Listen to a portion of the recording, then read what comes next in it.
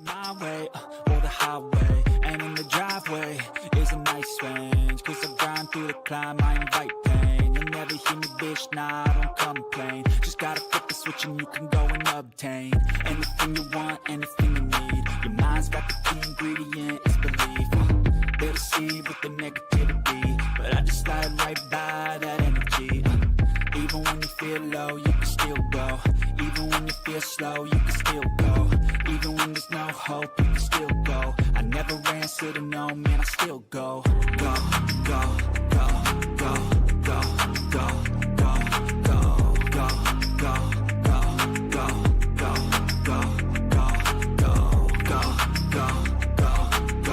go, go.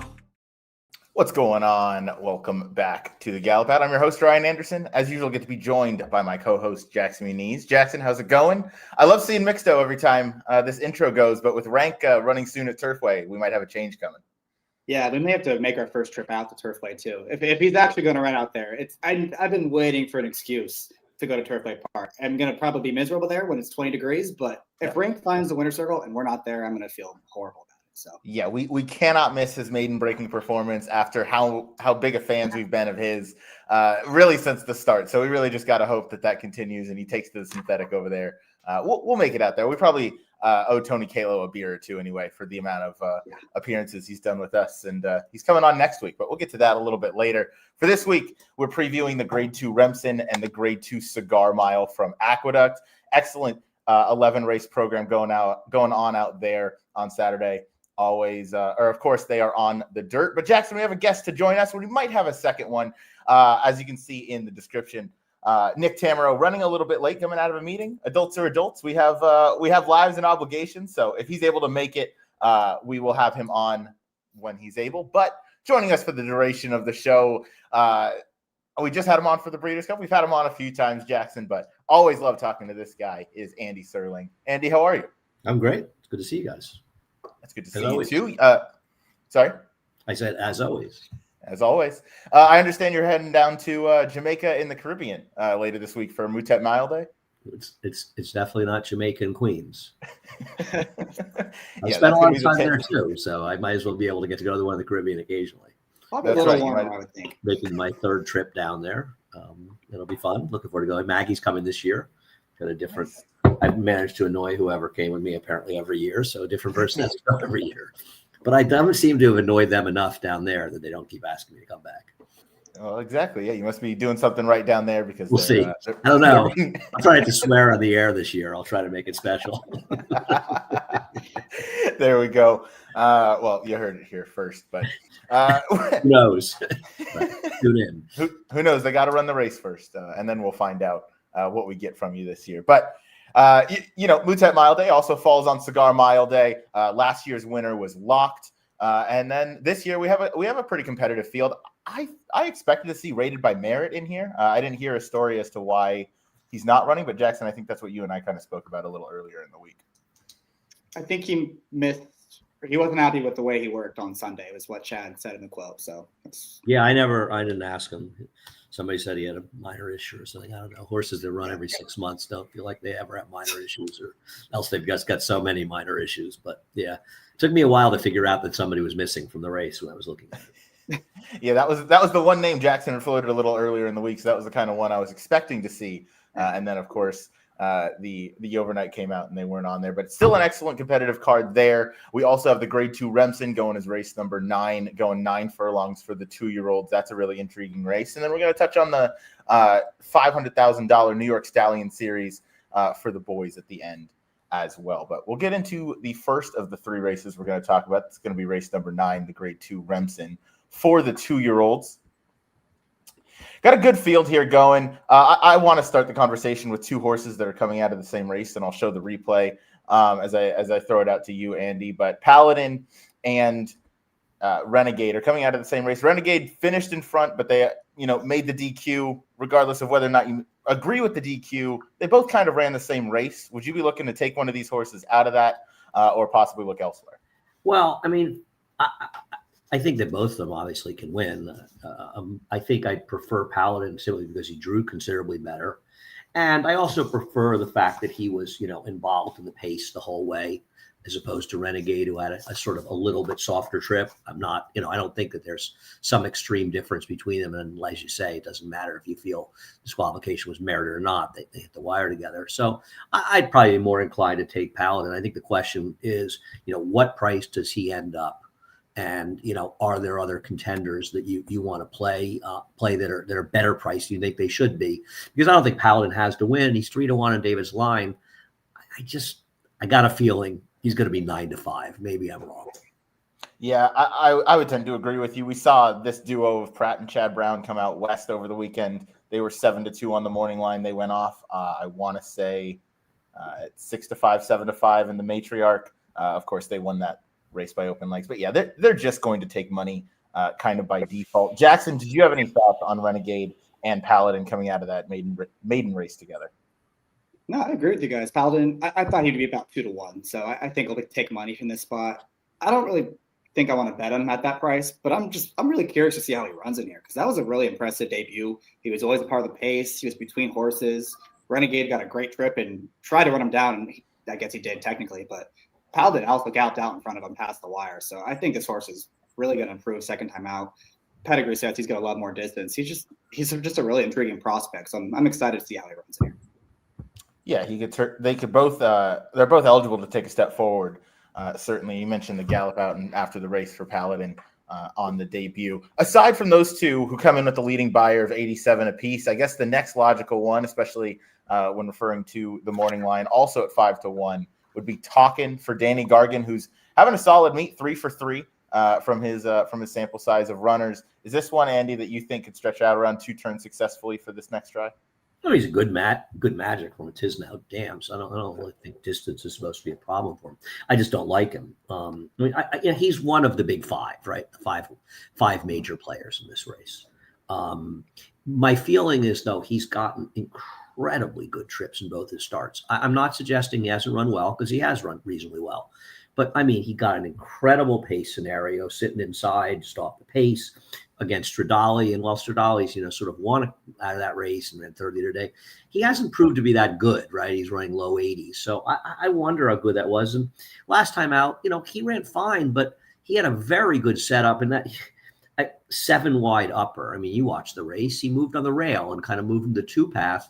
And you look at Universe, who I think ran a better race than he did that day. And Universe has come back with 2 slightly lower figures at Churchill Downs. So to me, Talkin' is a horse that's a little dressed up, drew badly, and is going to be a reasonably short price. So I didn't want any. He can win, but he's the one horse of the potential, the main players that I didn't want any part of. Yeah, I don't entirely disagree with you, Jackson. I want to get your thoughts. The runners that have come out of the Grade 1 Champagne so far have not exactly come back to wow us with those figures. Talkin' is another one that's going to be in here, and I'm kind of with Andy. I feel like it's probably between the 2 exiting the maiden race and maybe another long shot that we'll get to in a little bit. But what were your thoughts on Talkin'? Yeah, he's fine. I think the post is the most concerning part for him. He's going to be hung out there. He's going to lose a lot of ground. And as Andy kind of mentioned, he got a really good trip in the Champagne, and someone had to get second behind Napoleon Solo. I don't know how good the rest of that field was. It just seemed like he got the best trip out of everyone else and was able to finish second. So, look, he's only run twice. He's still lightly raced. He could always improve. I agree, though. I think as far as alternatives, I would be looking at other horses. I think there's 2 horses that, I think both Courting and Igniter are serious players in this race. I would not disagree with that. Last performance from Courting really put things together in the second start and looked a lot more comfortable. And then, Igniter is another one certainly that could stretch. Does maybe the top end maybe both ends of the breeding worry you at all, or is you think 9 furlongs is no issue here? Well, obviously Volatile is a little bit questionable getting a mile and 1/8. He is a violence, though, even though he's a sprinter. Do you know that his dam was one of the big 3 and the Mother Goose behind? She was one of the 2 horses behind Rachel Alexandra. I heard she was pretty good. She actually was. Mark Trainer. Actually, Todd Trainer. Yeah, she won the Chaluki against older horses in the fall. But she actually, I think, did she finish second in that Rachel race? And Flashing was third, won 2 Grade 1s later in the year. So, she was okay, and she could go longer. So we'll see. I don't know. I think he's very dangerous in here. I thought his maiden race was better than it looks. Second horse, I know the third horse took a step back, but the second horse, a good looking Chad Brown horse. Actually thought he mimight run in here, Rebel Instinct. So I thought he was dangerous. I don't know. Jackson, you got any feeling on him? Yeah, I like Igniter in here. I'll be betting him because it seems like he's going to be of the big five, at least the fourth best price, maybe the fifth best. I mean, Courtney's got to get back for those connections and the $5 million price tag. I mean, he's going to take some money here.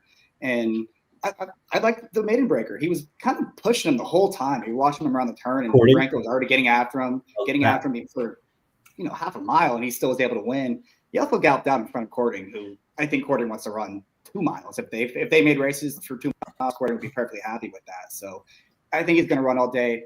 He reminds me a little bit of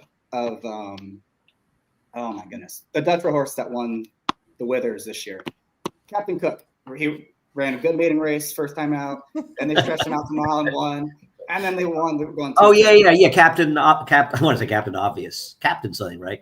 Captain Cook. Very yeah. similar pattern. The third start was the first one going the 9 furlongs. And he's really a sprinter too, as it turns out. Yeah, it could be the same. The horse that should have won the Alan Jerkins at 20-1 that we bet on. Yeah. He did everything to win that Appreciate race. that. I think there's a chance that Courting's the second choice in this race. Yeah. Courting has, listen, with his $5 million purchase price, it's obviously is related to the pedigree, but that purchase price and Todd Pletcher, he's always going to get a lot of attention. And he's going to be one of these horses they're talking about forever, And as you say, if only we were still running the Belmont Stakes at Belmont, he'd already be everybody's Belmont horse. He did. I don't know if you're aware of this. He galloped out the mile. They actually worked him, I think, an eighth a mile after the race. And he went like 49 flat or 49-1. But I think people should be aware that's really a one-turn mile and an eighth. It's not the mile and eighth you see normally at Aqueduct because it's going to pull up right into the turn. So it's a very, very different race. And it's just hard. Even Johnny, and I thought, gave a really interesting interview with Maggie after the race where he was talking about how he's just a work in progress. Like he kind of knew he's not that fast. He's got a long way to go. And whether or not he's ready to take that next step forward in a race where there's some horses that are running fast races in here remains to be seen. I'm not going to be surprised when he runs reasonably well, but I also think he's going to be a real underlay. Because if he didn't have that purchase price, and even with a stronger distance pedigree, I don't think he'd be as short as he's going to be, Well, and the last race was a bit of a joke. I mean, he was 1-10. It was a 4-horse field. The field was not good, and he just got the lead by default. Like, I don't know how much stock you want to put into that race. Now, I think it's a question of whether or not you're willing to take a leap that he might, take another step forward, which he probably will. But I don't think any one of us wants to take 3-1 or 7-2 on that in this race because he's, figs aren't everything, but he's got to really get faster or hope a lot of horses don't run better. I mean, let me ask you a question. What would you rather take, whatever shortest price he is, or like a huge price if you're looking at tries or whatever on a horse like I Did, who took a step forward, made that big premature move last time, was wide the whole way around the track. And while I don't think he can win here, isn't he? To me, he's the only long shot that interested me at all. Yeah, he was the one I was going to kind of shift the convo to next time. I did like the effort he just ran in the Street Sense a few weeks ago. I did think it was a step forward. And I like when Joel Rosario gets on a horse from off the pace. He's going to be able to get that run out of them as they come down the lane. And we can't ignore what a red hot meet Mike Maker has had at Aqueduct so far, 6 for 17. So his barn's been firing on all cylinders. So this is one I definitely gave a look to. I thought maybe had an outside chance to win if he takes another, dramatic improvement. And he's kind of just the fresh face in here versus a lot that have been running either against Maiden Company or a lot up in New York. He's the pick for people that want to look like they're smart picking long shots, in my opinion. But he's really a horse you're supposed to put second or third if you really like him. You know what I mean? Because he's not that likely to win. I mean, what about day one starter? I mean, does anybody have any thoughts on him? Jackson, I'll go to you. Any thoughts on the rail horse in day one starter? I not really. I wasn't a fan. The race he won 2 back was kind of marred by the spill. The Chad Brown horse was kind of the rail, clipped heels and went down, and then the other Chad Brown horse flipped over him. I just wasn't sold on that effort. Like, it was kind of inconclusive. And then he came back in the stake race and he just was terrible. He didn't run at all. He got a good trip in there. It was really bad. But if he runs back that number 2 back, then yeah, why can't he be right there? And these 2-year-old horses, I think sometimes we have really too high of expectations for these 2-year-olds that we just expect them to be linear, their progression. It's not always the case. So at a big number, I don't want to talk anyone off of him, but it would have to be like 15 to 1, 20 to 1 time. Yeah. I agree. He'd need to be a relatively fair price, but I do think the work tab's a bit encouraging. I do like that 2-back. That's a pretty sharp work for a guy like Suge McGahee who doesn't really work his horses all that fast. So slowed it down in that next one. Maybe this horse is ready to rebound after maybe a bit of a bounce last time out in the Nashua Stakes. But I do think that there's probably, as you said, like the big 5 in here, but there's some others that could definitely step up. Day one starter, I did. Talking about maybe the pace scenario for a second, I would imagine Balboa is going to be one of the ones trying to lead them, all the way early. Jackson, what are your thoughts on the pace scenario here? I mean, you would think that's his one shot, right? He's probably a sprinter. You got to go. Why else do you win this race if you're not going to send to the front? That's your best chance. So I don't think he's quite as good as some of these horses. I don't think he necessarily wants to go 9 furlongs, but speed's always dangerous. And if someone gets left alone, then yeah, he's got a shot. But don't you feel like Paladin and Igniter are going to be close enough to him that it would have to be some sort of bias or something to help carry him home, because they're just demonstratively better horses or more likely winners. And I'd be more concerned that the pace gets hot and it works against players like the 2 and 7, and that ends up helping a horse like the 6. I'd be a little more worried about that as a possibility if I was looking at the race, because I think one of the possibilities in here is the pace is at least fairly hot. If the pace does get hot on the front end with horses like Igniter, Balboa, Paladin going at it early, other than I did, who's a horse that would really, be the beneficiary of if this thing completely fell apart late? Courting. Completely falling apart? Well, falling. It's probably talking. Grittiness. Well, Renegade also. Renegade might also be the one that would really benefit, right? He could probably just sit back and make a run, So I guess possibly. And I'm not wildly against Renegade. I just kind of prefer others. Let me ask you this, Andy. If Paladin's 9 to 5 and Renegade's 5 to 1, who would you bet at those prices? Igniter, but I bet Renegade. If somebody said to me, "You've got to bet one of them," I'd bet Renegade, because I don't think he should be 2.5 times the price and get a horse. Right. And I think it's a very, very, very good point on your part. That's very fair. Competitive field in the Grade 2 Remsen Stakes going as race number 9. Great race. It is a fantastic rendition of the race. And then next up, we have race number 10. It's the Grade 2 Cigar Mile. Of course, the 1-turn mile. Your morning line favorite. Let me pull the picture again here. Sorry. Morning line favorite to the outside for Bishop's Bay. Probably should have remembered that one. 9 to 5. Yeah. Bishop's Bay 2 to 1. I want to hear Jackson's opinion of Bishop's Bay. I also want to hear Jackson's opinion on Bishop's Bay. On Bishop's Bay? Right. Yeah.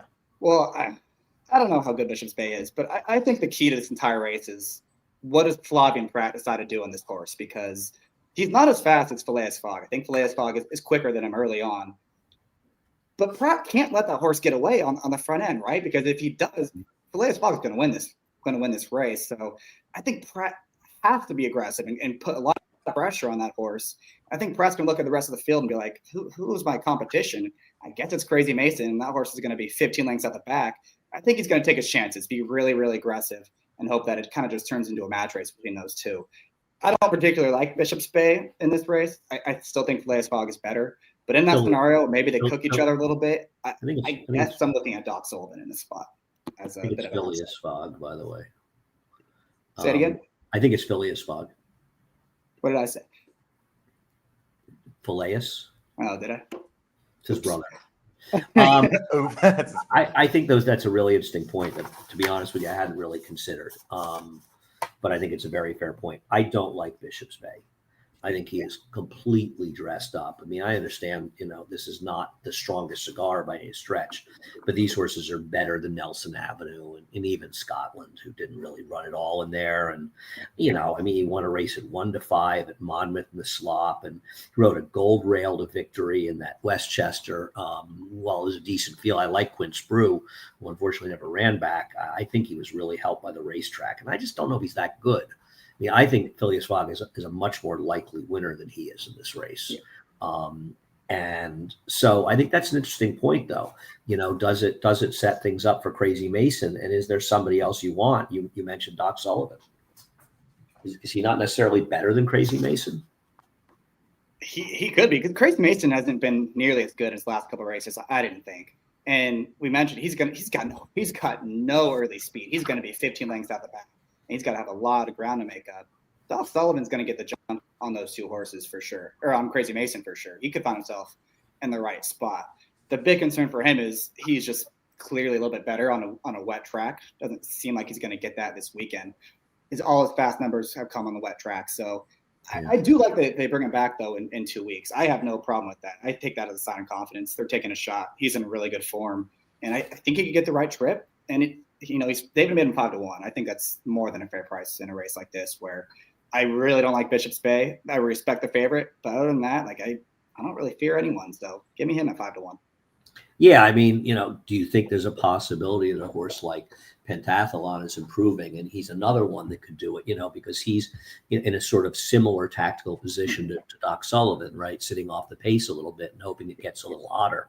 And I think Doc Sullivan's a little better than him, but I'm not sure how much. And I think Pentathlon could be an improving horse. And so I'm not sure I'd want to complete, if you go on the scenario that I think, they may hit each other a little bit, you don't like the outside horse, you don't feel like also taking a short price on Phileas Fogg. Aren't any of the 1, 3, and 4 possible winners here? And maybe, you're playing multi-race bets. Maybe that's an approach somebody would want to take. I don't have a strong opinion in this race, but I think it's not the worst idea to say, I don't like the 7. I think he could compromise the 6. So I'll use the 1, 3, and 4 and hope for the best. Something like that. Just a thought. Yeah, I don't hate that thought at all. The point on Pentathlon was a horse that I looked at pretty close, and I probably have this one as a B-ish right now. But if you think Doc Sullivan is best on the wet track, fast track efforts on Pentathlon and Doc Sullivan are pretty hard to split on that front. So, assuming we get a fast track this weekend, I like Pentathlon if they heat things up and, maybe Bishop's Bay gets used up too early. I'm also trying to beat that horse in this spot. Yeah. My only concern with him is that the runbacks out of the most recent race have been pretty iffy. I think a lot of horses have taken a step back, like 6 or 7 points. So that concerned me a little bit, but there's no doubt he's going the right direction for sure. Donegal Surge has improved. He improved 64 points, so I think he brings the average. That might. If you want to go by that stretch, but it's a fair point. I mean, Pentathlon is one of these horses that you kind of always thought could be okay. You see the Phipps horses, and you kind of want to root for them to do well in these big races. And I think it would be neat to see the Phippses, Phipps Silks win though it is running the Phipps Silks. In the winner's circle as we get ready to wind down the history of Aqueduct. They certainly won a lot of big races here. Yes, they have. It would be cool to see that. Question for you guys. Obviously, a couple for Crazy Mason here. One, rider switch to Irad Ortiz, and your thoughts on that. But also, this has been mainly a 6 to 7 furlong type deep closing sprinter. Sometimes that stretch out when, you would think, okay, that gives them more time for that turn of foot. Sometimes it lessens the severity of it. Do you think, what do you think of the rider switch? And then what do you think of the extra distance on Saturday? I think it's a valid question by the distance. And I know that he's done okay going longer around 2 turns, but that was earlier in his career. And he's a better horse, but maybe he's a better horse because they've turned him back, and I think that's a valid point. On the other hand, I think it depends on how you're looking to play this race, right? I wouldn't bet Crazy Mason in here. He's not really my kind of horse. I think Irad will be fine on him. Manny's been very patient with him and ridden him well, and I don't think any reason that Irad wouldn't. But I think there's 2 ways to look at it. Is he a horse you're picking and betting on, or is he just a horse you're using on the theory that I just want to be alive if this race falls apart, if the 6 and 7, and presumably the 2 would be part of that too, because it's hard to make brazenly. So and since the 6 and 7 are, both the overwhelming favorites, I think if you get any of the 3 home, you'll do fine if that's your approach. I wouldn't pick him on top, but I would want to use him if I'm taking that approach. The race can fall apart late. That's a good analysis there. Jackson, same couple questions to you. Yeah, I don't know if the rider switch matters that much. I mean, he's going to do his thing. He's going to drop out the back and come with his run. He's either going to get the pace and be good enough, or he's not. I mean, no, I don't know. If anything, it hurts the price that Irad's riding this horse. So I don't know if I love that. Yeah, I think if I was betting this race, I'd be betting the 1, and I'd rather have the 3 Pentathlon at a much better price than Crazy Mason. I kind of view them somewhat similarly in this race. I agree with that. I'd rather have Pentathlon at a bigger price than Crazy Mason. I agree with that. Yeah, that's fair there. Any other runners that you guys want to talk about in the Grade 2 cigar? Well, I mean, Mika ran this sort of ridiculously good race last time, and he is kind of a funny horse if you take a broad view, right? He ran 4 times on turf, and obviously that was in retrospect, and I would say this to Mike, that turned out to be pretty dumb. And it's all because he didn't run well at 4.5 furlongs in his debut, right? I'm sure that Mike Maker would have no problem. If he were here and I said to him, he would laugh and say, "You're right, it's Captain Obvious." And, and then suddenly he's off the turf and he runs that. I mean, he did run this crazy fast race last time. It's not a horse I want to bet on, but, is it really insane to think he's a 3-year-old getting better? He ran this big race. I looked it up. I didn't look like a real bias to me. I mean, that was a fast race. And, maybe we're kidding ourselves. And, maybe he's not ridiculous in this spot. I don't know. It's not my kind of horse, but is there a possibility that he's just been in the wrong races his whole career? Yeah, Jackson, what are your thoughts? I mean, he gets in at 114. That's co-lightest in the field with Brazenly. I don't know how much weight you put into that, only going the 1-turn mile that this race will be configured at. But that's at least a positive in your corner if you do back a horse like Mika. No, again, speed is always dangerous. So if Rosario decides that he does not worry about this horse and they let this horse leave him by himself, I mean, he just ran a 95 buyer, and I'm not so sure 95 isn't going to necessarily win this thing. I mean, it certainly makes it competitive, doesn't it? Yeah, it does. I agree with Andy. I'm not picking him in here, but like it wouldn't be a giant upset, I don't think, if he won this race. I think his PPs are deceptive when you first look at him. You think, oh, geez, that race just came out of nowhere. Brittany Russell got him. And I don't know, maybe he's a dirt horse just running all the wrong races his whole career. So I don't know. Very well could have been the case. Yeah. Certainly wasn't a turf horse. Yeah, certainly was not a turf horse. But back in the barn with Mike Maker for this Saturday's Cigar Mile. We'll go on now to the finale on Saturday's card, going as race number 11. I mean, this race gets no easier. It's the 2-year-old state-bred New York Stallion Series for $500,000, going 7 furlongs on the main track.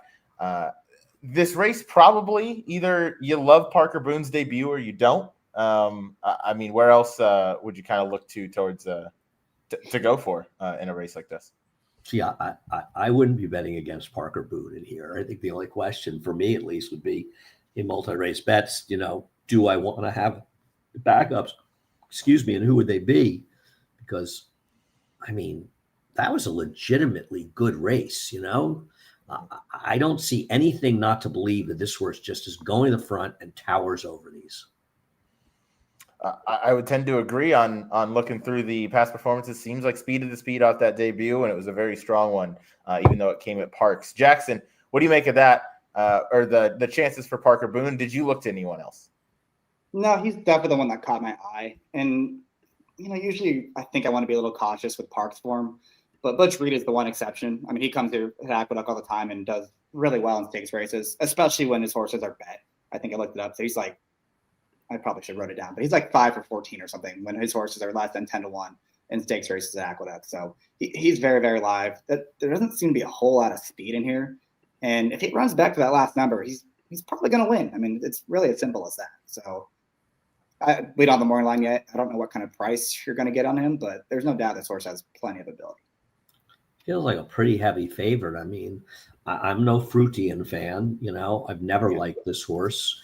I think, it's interesting because in some ways what's going to happen is it's horses that are running the turf that are going to take money, right? I mean, the second choice, co-favorite, however you want to look at it, especially with Irad, is going to be Spirit of New York. Now, there's a little bit of dirt and he is an honest mischief, but not a horse that I'm dying to bet on, though I guess he could win.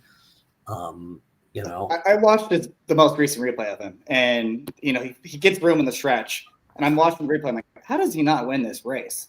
And then they keep going, and then I realize he doesn't even hit the board. I mean, he got a perfect trip and a perfect ride in that spot.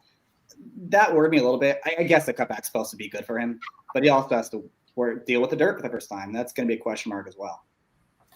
Yeah, I actually think the turf horse that I'd be more inclined to use at a price would be True Legend, who's a maiden, because if you look at his pedigree, it's actually kind of dirt, Second Dam, Honest Mischief. He's been effective on the dirt, but right. Look at the Second Dam, how good she was. You just had it up for a second. She was a really nice dirt horse. So I'd be inclined to want to throw that horse in because, like I said, if Fruitian wins, I'm going to lose. They can bet Chummers with Pratt, but I couldn't bet him with the one dirt race. I guess Combat Mission, the maiden's been a dirt horse, but he's not very good. I'm not sure where else I'm supposed to go in this race, So I would probably use Parker Boone and a little True Legend would be my feelings in here for multis. Yeah, it feels like certainly of the three races that we've gone over, maybe even of the pick 5, pick 6 sequence, Parker Boone is going to be a heavy lean for a lot of players in there. Jackson, would you agree? And if you're playing anything vertically here, who would you maybe use underneath to spice things up? Yeah, both horizontally first, I would press that Parker Boone for sure. He seems like the speed of the speed and the most likely winner. But with a lot of the horses that I expect to take money, I think most of them are also kind of speedy-ish. So if I'm playing backups, I would look towards some deeper closers. I went to the 9 and 10. Sunday Boy would need a complete pace collapse, but he's going the right way. He's a little interesting. He's got to be like 20 to 1 in here. So I would use him as a bomb. And then Dingy Bar 2 as well. Just a horse that keeps closing. Might be a little bit better with more ground. Another one that could improve on the dirt. Again, those are more backups, more underneath types, but I think they're both going to be big prices. And I don't think it's impossible that this race collapses a little bit. Yeah, the 7 furlongs, they could certainly go too fast, too soon. It could... 7 furlongs, 14 horse field. I mean, that's the recipe for some fast pace. Yeah, I mean, listen, the Sioux's only run once. Who knows? But I was very impressed by that horse's performance. I think it was actually better than the 77 buyer, which could really put these in trouble. And then to see Butch Reed ship in here, and Jackson, you mentioned the stats on him and how he does when he ships to Aqueduct, but he does it with a purpose. He doesn't just do it to give him a run over the track. Well, I mean, he wanted to get this horse to run when he did because he wanted to run in this race, $500,000, and he's got a New York Stallion in Salamini. So this is the race he's wanted to win with this horse for a year. Honestly, since they bought this horse, right? Since May, they bought this horse. Right. They probably thought in mind, if this horse can run, this is a race to get to. And it took them a little longer than they probably wanted, but they wanted to make sure to get a race to get here, Mm-hmm. I was just going to add that I'm a big Timeform fan. I think Timeform had it like 109, which is about an 89 buyer equivalent. That's a lot faster. So if you want to split the difference, that's still faster than everyone else in this race. So he's going to be tough to beat.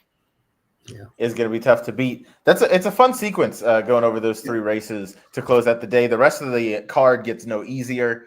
Andy, thank you for joining us to go through those 3 races. Sadly, it looks like Nick Tammaro won't be able to join us today, but we'll have him on another day, I'm sure. You can badmouth him since he didn't show up if you want. I have no bad things to say, but I'll turn that to you if you have something to get off your chest. But the overall IQ of the show would have gone up greatly if Nick had been here. So that I wouldn't disagree with. I think not the last time, but 2 times before, the 3 of us all sat here and smiled as we picked Magnitude to win the Travers. So now I picked them too. So me too. Yeah, the 3 of us. Yeah, no, we. I liked them in Churchill. That counts. That counts. Are we done? We're just about wrapped up. Yes. Just want to wish you happy travels down to Jamaica and the Caribbean for Mutet Mile Day. Hope you enjoy vacation out there too, and spend some time by the beach. Thanks. Well, I'll be sitting by the pool on Friday, and I'm not working again until when I get back until New Year's. So, but I'll be around here, and feel free to give me a call. Definitely will do. Thank you guys for watching. I've been your host, Ryan. That's Jackson Muniz. We'll see you in a couple hours over on HHH Racing for Turfway Park's opening card. So that'll be fun. Yeah. But for today, Andy, thanks again for joining us. Safe trips down to Jamaica. This has been the Gallop Out, and we will see you guys later.